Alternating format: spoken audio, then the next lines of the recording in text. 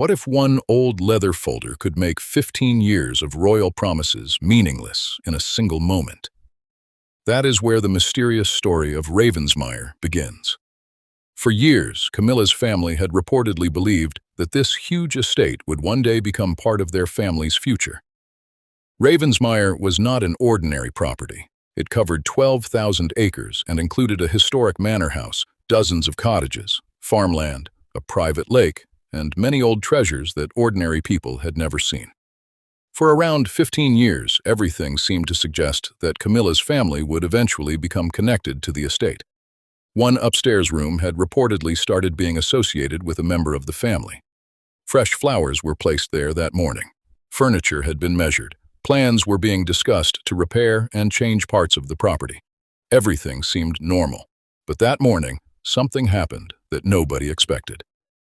At around 8:46 in the morning, Prince William arrived at Ravensmeir. But his arrival was unusual. There was no large royal convoy, no public announcement. He arrived in a dark vehicle through the eastern gate. 2 lawyers came with him, carrying black document cases. But the biggest question was this: why did William not enter through the main door? He went directly to the old estate office. It was the room where land and property records had been kept for generations. Because William was not there for an ordinary family meeting, he had come with evidence. A short time later, Camila learned that William was at the estate. She believed he might have come to discuss repairs or work on the east wing. That was not an unusual assumption. Parts of the house needed repairs, and there had already been discussions about the future of the property. But then William placed a 6-page legal opinion on the table, and the atmosphere in the room completely changed, because his message was extremely simple. None of you are beneficiaries. That was not just a legal sentence. It meant that the property Camilla's family had believed would be part of their future for 15 years might never have legally belonged to them at all. And that is what made the situation so serious. William was not saying that he had taken the property away from them, because if something is taken away from you, it means you had it before. The question here was different. If Camilla's family were not the beneficiaries, then who did Ravensmeir actually belong to? The answer was hidden inside that old leather folder, a folder carrying the old royal crest of the Queen Mother. And when King Charles saw that folder, his confidence reportedly changed, because he knew why the Queen Mother's old documents had been brought into the room. It meant that the past had suddenly returned to the present. According to the documents in the folder, Ravensmeir was reportedly not Charles's personal property. It was part of an old private family settlement. This meant Charles might have had the right to live there and use certain rights connected to the property. But that did not necessarily mean he could decide, by himself, who would permanently receive the estate. And this is where the biggest turn in the story appeared. The old settlement reportedly contained a succession clause, a rule that decided where the property would go after Charles. And this rule had been changed in 1999. Think about that. In 1999, Charles and Camilla were not even married. Yet, at that time, a provision was reportedly created to prevent the permanent transfer of the property through a future spouse's family. According to the story, the document was also signed by the Queen Mother and Princess Margaret. Its wording reportedly prevented certain relatives connected through marriage, rather than directly through the protected family line, from gaining permanent ownership or control of Ravensmeir. In other words, someone had already closed the door on a possible future dispute. But there was an even bigger surprise. That 1999 document reportedly also carried Charles's own signature. The date was November 1999. Think about it. On one side was a private promise made over many years. On the other side was a 1999 legal document that was reportedly approved with Charles's own signature. And now that same document was in William's hands. But William had found more than an old piece of paper. He also reportedly looked at recent expenses and records connected to the estate, furniture orders, plans to change rooms, preparations for future use, and there were reportedly expenses suggesting that Ravensmeir was being prepared for Camilla's family to use in the future. That was the point when the situation became more serious for William. Because if protected estate funds were being used for people who were not considered beneficiaries under the settlement, William was no longer dealing only with a family promise. He was dealing with a responsibility. And now the question was, could Charles find a legal way to protect the promise he had made years earlier? Because if the direct path was blocked, perhaps another path could still exist. And in the next part, the story becomes even more surprising. Because a proposal reportedly came from Charles's side that looked very clever on paper. But there was one problem. Standing in its way was Prince William. If you enjoy royal stories, hidden documents, and the interesting stories behind the royal family, comment below and tell us what you think. Should an old legal document come before a private promise made over many years? And for more stories like this, follow Royal Crown Daily and share this video. The situation at Ravensmeir had now completely changed. On one side was a private promise made many years earlier. On the other side was the 1999 legal document that had reportedly already set the limits for the future of the estate. But the story did not end there. Because an attempt was reportedly made from Charles's side to find another way forward. The first proposal was very direct. A new family trust would be created, giving Camilla's children and future generations benefits connected to Ravensmeir. At first, this might have looked like a possible solution. The estate would not be directly transferred to Camilla's family, but they could still receive financial benefits from it. There was just one problem. The reported terms of the 1999 settlement did not allow Camilla's family to become beneficiaries in this way. So a new trust could not simply override the old rules. The proposal was presented to William. William looked at the document. Then, according to the story, he wrote just one word and returned it. Rejected. But the attempt did not stop there. The second proposal was much more carefully designed. This time, there was no plan to make Camilla's family the owners of Ravensmeir. The estate would remain inside the old family settlement, but Camilla's family would receive a 99-year lease. And the reported price? Just $1 per year. Now think about what that arrangement would mean. On paper, Ravensmeir would still remain part of the protected family structure, but Camilla's family could practically use the estate for almost a century. So ownership would remain on one side, while the use of the property would be on the other. This proposal was much more clever than the first one, but there was still a problem. The old amendment reportedly required the agreement of all trustees for any lease longer than 21 years. And William had an important role among those trustees. That meant the 99-year plan could not move forward without William's approval. And William reportedly rejected this proposal too. Now the question was this all just a misunderstanding? Or was someone deliberately trying to find a way through the old settlement rules? This is where the story became even more serious. Because shortly afterward, contractors reportedly arrived at Ravensmeir. But this time, the work was not simply about leaking roofs or normal maintenance. A survey was reportedly carried out in the old nursery corridor. The plan was to turn the area into family apartments, and most importantly, William had not been told about it. According to the story, the survey was connected to the estate's maintenance account. The amount of money was not especially large. But the description of the payment caught William's attention. It reportedly referred to future occupancy. And that raised a simple question. Future occupancy by whom? If Camilla's family did not have a certain legal claim to the estate, why was the property being prepared for them? William reportedly began checking recent invoices and supplier records connected to the property. And several things appeared. Furniture orders, custom shelves, work connected to a wine cellar, changes to private bathrooms. And the delivery name on the supplier paperwork was reportedly connected to Camilla's family. So now there were not only conversations, there were records, there were orders, and there were signs of preparations for future use. That made the situation much more difficult for William, because family conversations can be denied. A promise can be understood in different ways. Someone can say, "I did not mean it that way." But financial records tell a different story. Where was the money spent? Who was it spent for? What was it being used for? Those answers remain in the documents. And if estate funds were being used for people who were not considered beneficiaries under the settlement, William may have had a responsibility to intervene. The situation was no longer simply about Charles versus William. It had become a matter of legal responsibility. Camilla's side reportedly argued that nothing had been finalized yet. The surveys were only preliminary, the furniture had not been fully installed, and the 99-year lease had not been signed. Technically, there was still a lot that had not happened, but William's reported response became one of the most important lines in the entire dispute. His message was, "Assurances are not ownership." In other words, just because someone gives you a promise does not mean they legally have the power to give you the property.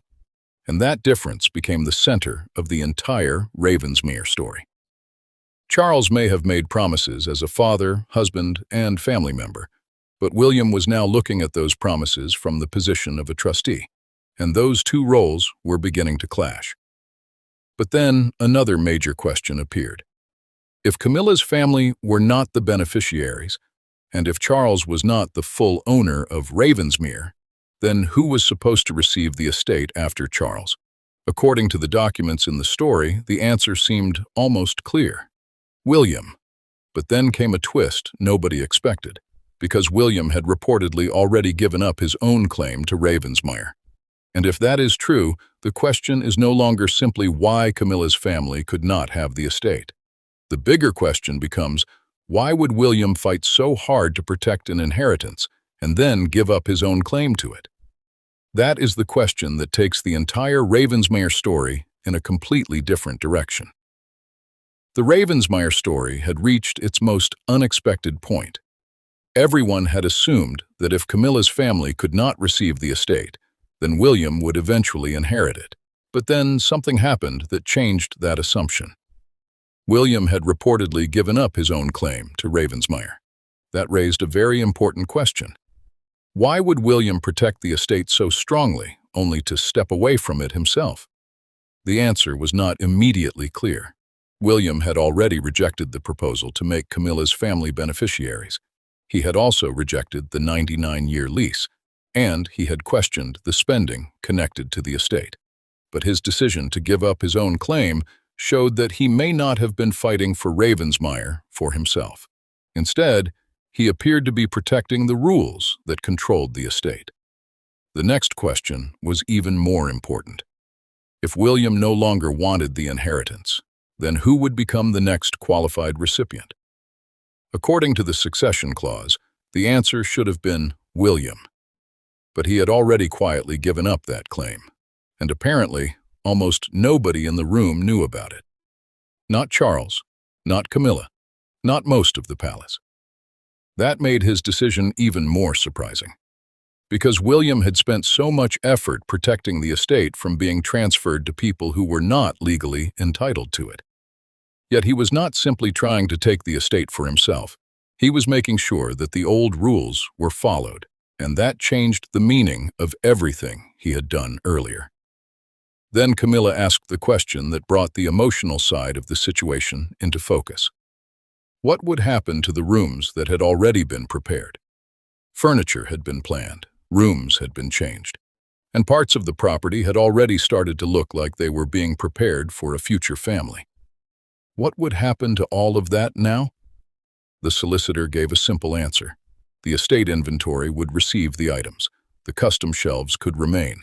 The wine collection would remain untouched, but the private study designation would be removed. The room could still exist. The furniture could still remain, but it would no longer be treated as a private space belonging to Camilla's family.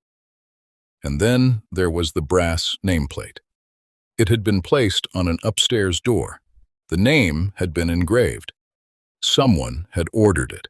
Someone had put it there believing it could remain for years. But that nameplate was removed by the evening. There was no public announcement, no dramatic confrontation, no palace statement explaining what had happened. The change happened quietly, room by room. The outside world barely noticed. But inside Ravensmeir, something had completely changed. A family that had spent 15 years believing they had a future connection to the estate was now facing a very different reality.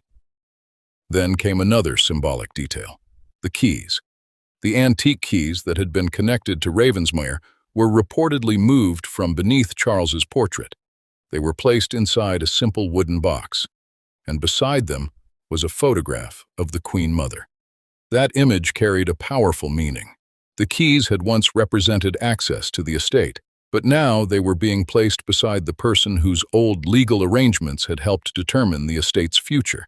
It was almost as if the keys had moved away from the person who believed he could promise the house, and back toward the rules that had existed before him. And that brings us to Charles. It would be easy to describe him as the villain, but the story becomes much sadder if you look at it from his point of view. Charles had spent decades dealing with controversy surrounding his relationship with Camila. He had gone through years of public pressure, and after everything they had experienced, he may simply have wanted Camila's family to feel secure. The promise of Ravensmeir may have been his way of telling them that they had a place in his family, that they were safe, that they were home. But the tragedy was that he may never have had the legal authority to make that promise. Charles could make a personal promise, but the legal documents controlled the estate, and those two things were not the same. That is what made the old 1999 document so important.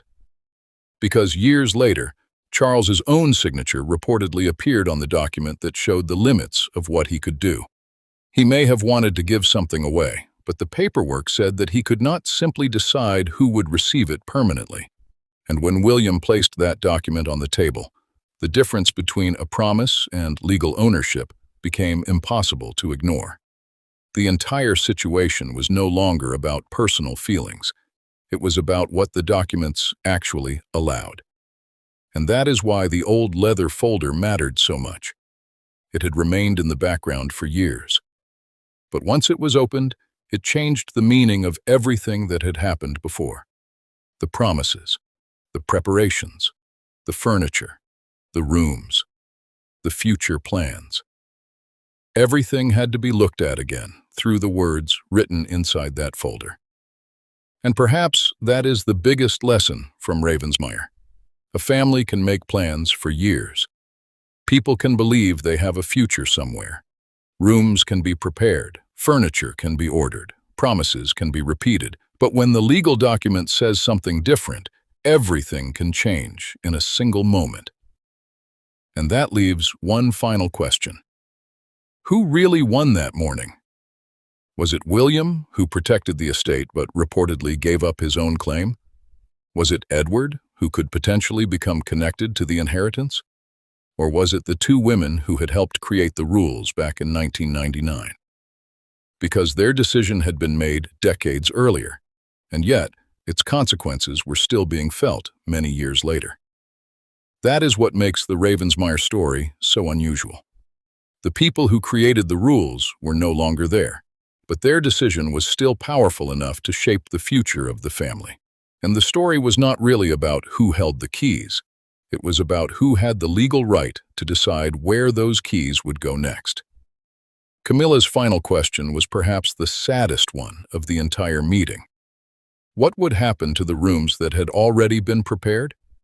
The solicitor closed the folder and gave his answer.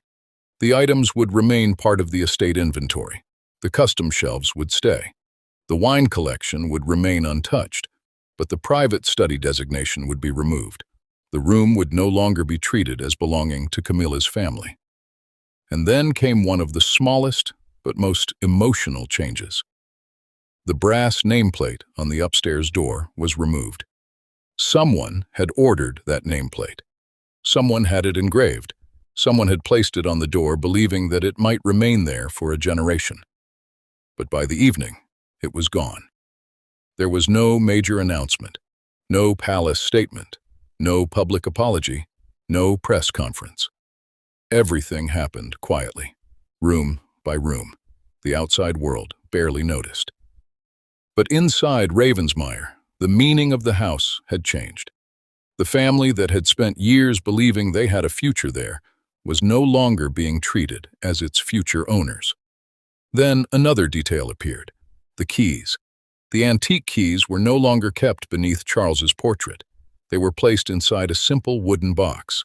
Beside them was a photograph of the Queen Mother. That image seemed almost symbolic. The keys had once been connected to the king, who believed he could promise the future of the house. Now they were sitting beside the memory of the woman whose old legal arrangements had helped determine what could happen to the estate. It was almost as if the keys had moved away from the living king and back toward the rules created by the past. And that brings us back to Charles. If you look at him only as the person who made the promise, it is easy to make him the villain. But the story becomes much sadder if you look at it from his point of view. He had spent decades dealing with controversy surrounding his relationship with Camila. He had faced public pressure and difficult moments. And after everything they had gone through, he may simply have wanted Camila's family to feel that they belonged. The promise of Ravensmeir may have been his way of telling them, "You have a place here." They were secure. They were home. But the tragedy was that Charles may never have had the legal power to fulfill that promise. He could make a personal promise, but the legal documents controlled the estate, and those two things were not the same. That is what made the situation so painful. Charles may have wanted to give something out of love and loyalty, but the paperwork reportedly showed that the most generous thing he had tried to give was never fully his to give. That does not necessarily make him evil. It shows the difference between what someone wants to do and what the legal documents allow them to do. And that difference destroyed the entire expectation surrounding Ravensmeir, because everyone in that room may have believed they were fighting over a house. But perhaps they were actually fighting over a decision made by people who had been gone for decades. The old family settlement had survived.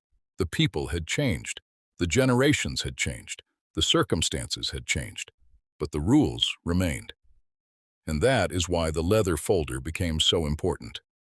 It contained a decision from the past that suddenly controlled the present. The palace may have believed the final key opened a mansion, but the key revealed something much bigger. The past of this family was never completely settled. Old documents could still be waiting in folders. Old decisions could still affect new generations, and sooner or later, someone might open those documents again. The Ravensmeir story therefore leaves one final question. Who really won that morning? Was it William, who protected the estate but reportedly gave up his own claim? Was it Edward, who could potentially become connected to the inheritance? Or was it the two women who had helped create the rules back in 1999? A queen and a princess who reportedly looked toward the future and created rules that would still matter decades later. Perhaps the real power was never in the keys. Perhaps it was in the paperwork. Because the keys could open the house, but the documents decided who could truly claim it. And that brings us to the final question of the entire Ravensmeir story. Who really won that morning? Was it William? He had protected the old family settlement and stopped the estate from being transferred through a private promise. But at the same time, he had reportedly given up his own claim to Ravensmeir. Was it Edward? If William stepped away, Edward could potentially become connected to the inheritance. Or was the real answer somewhere much further back in the past?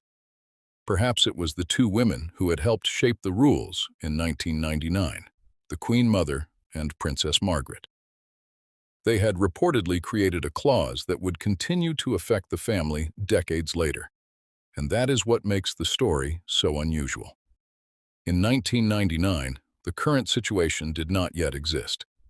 The future marriages, family relationships, and inheritance questions had not yet unfolded. Yet a legal decision was reportedly made that would later become extremely important.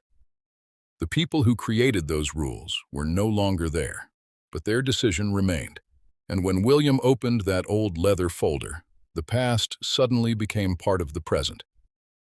That is why the story cannot simply be described as a fight between William and Charles.